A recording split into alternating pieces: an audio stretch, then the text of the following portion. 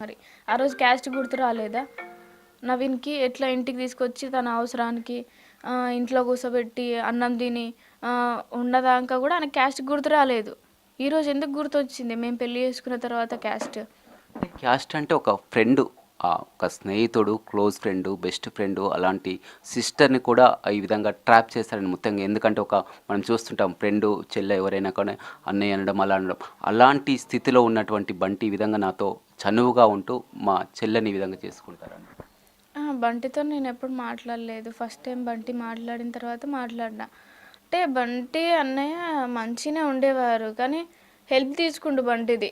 ఆ హెల్ప్ తీసుకున్నప్పుడు ఈయనకి క్యాస్ట్ గుర్తు రాలేదా? హెల్ప్‌లో అయితే క్యాస్ట్ లేదు ఆయనకి. ఇట్లా పెళ్లి చేసుకుంటేనేమో క్యాస్ట్ గుర్తొచ్చింది. సరే నవీన్ ఒప్పుకుంటే ఇప్పుడైతే మేము చాలా హ్యాపీగా ఉండేవాళ్ళం. ఇట్లా చేస్తే వాళ్ళకి హ్యాపీ లేదు, మాకు హ్యాపీ లేదుగా ఇప్పుడు. సేమ్ మిర్యాలగూడ ఘటన ఏ విధంగా చూసామో అప్పుడు అమృత, ప్రణయ్, ఇప్పుడు బంటి, భార్గవి ఇద్దరిది కూడా సేమ్ సిచ్యువేషన్. అప్పుడు జరిగినప్పుడు అమృత ఘటన జరిగినప్పుడు నీకు గుర్తుందా? చూసావా టీవీ? చూశాను. ఇట్లా అసలు ఇప్పటికి కూడా ఈ క్యాస్ట్ ఫీలింగ్ ఏంటి అని చెప్పి నేను అనుకున్నాను.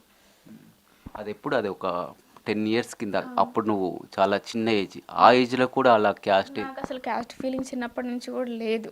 అసలు క్యాస్ట్ ఏంది? అందరం మంచిగా ఉండాలి గానీ అని చెప్పి నేను అనుకునేదాన్ని. నువ్వు లవ్ చేసినప్పుడు, పెళ్లి చేసుకున్నప్పుడు మిర్యాలగూడ లాంటి ఘటన నీకు గుర్తుకొచ్చిందా ఎప్పుడైనా? వచ్చింది. అది చూసినప్పుడు అసలు ఏంది ఇట్లా చేసిండ్రు ఏంది అనుకున్నా. అదే సిచ్యువేషన్ నాకొస్తదని చెప్పి కూడా ఎప్పుడు ఎక్స్‌పెక్ట్ చేయలే నేను. అమృత కూడా అప్పుడు గట్టిగా ఫైట్ చేసింది. నీలాగానే ధైర్యంగా ఉంది, ఫైట్ చేసింది. కానీ ఇప్పుడు అమృతను చూస్తున్నాం. ఎప్పుడైనా ఇంత పెద్ద ఘటన జరిగింది. ఏదైతే ఆ ప్రణయ్‌కి తనకు అమృతకు జరిగినటువంటి ఘటనే ఇప్పుడు భార్గవి కూడా జరిగింది. కానీ అమృత ఎప్పుడైనా నీతో మాట్లాడడం కానీ, నీ దగ్గరికి రావడం కానీ చేసిందా? లేదు మాట్లాడలేదు. ఆ! ఎందుకని? ఎందుకంటే ఆ రోజు చూసింది నా ప్రణయ్‌ని ఈ విధంగా హతమార్చారు, చేశారని కూడా చెప్పారు. ఇప్పుడు ఇలాంటి ఘటన ఈ సిచ్యువేషన్ అయినా కానీ ఆమె ఎప్పుడైనా మిమ్మల్ని కలవడం కానీ, వారి కుటుంబ సభ్యులు కానీ ఎందుకు ఇలా జరిగిందని? లేదు ఎవరేం మాట్లాడలేదు. వాళ్ళ నుంచి ఏం మాట్లాడలేదు. హ్మ్.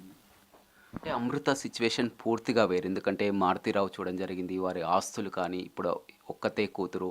ఆస్తులన్నీ కూడా ఆమె రావడం, అంతా కలిసిమెలిసి ఉంటున్నారు. ఒక విధంగా ఉంటున్నారు. లైఫ్‌లో సెట్ అయింది. కానీ నీ సిచ్యువేషన్ పూర్తి భిన్నంగా ఉన్నటువంటి పరిస్థితి. ఎలాంటి ఆధారం లేనటువంటి పరిస్థితి. ఎలా బతుకుతావు అంటున్నావు? ఎలా ఉండగలుగుతున్నావు? ఏంటి నీ మొండి ధైర్యం అంటే ఏమో? నా వెనకాల బంటి ఫ్యామిలీ ఉంది. అదే నా ధైర్యం. ఏందంటే బంటి చూసుకున్నట్టే వాళ్ళు నన్ను చూసుకుంటారు. నాకు ఏదో ఒక ఉపాధి ప్రభుత్వం నుంచి వచ్చిందంటే మా మామని నేను చూసుకుంటాను. ఇంకా మా బంటి ఫ్యామిలీ నుంచే కాకుండా బయట నుంచి నాకు చాలా సపోర్టింగ్ ఉంది.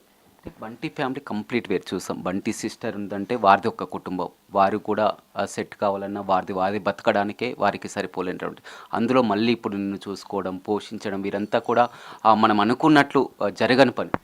అంటే నేను చెప్తున్నా కదా! అంటే సపోర్టింగ్ అంటే నువ్వు ఇట్లా చెయ్యి, అట్లా చెయ్యి అని చెప్పడానికి సిద్ధంగా ఉన్నారు వాళ్ళు.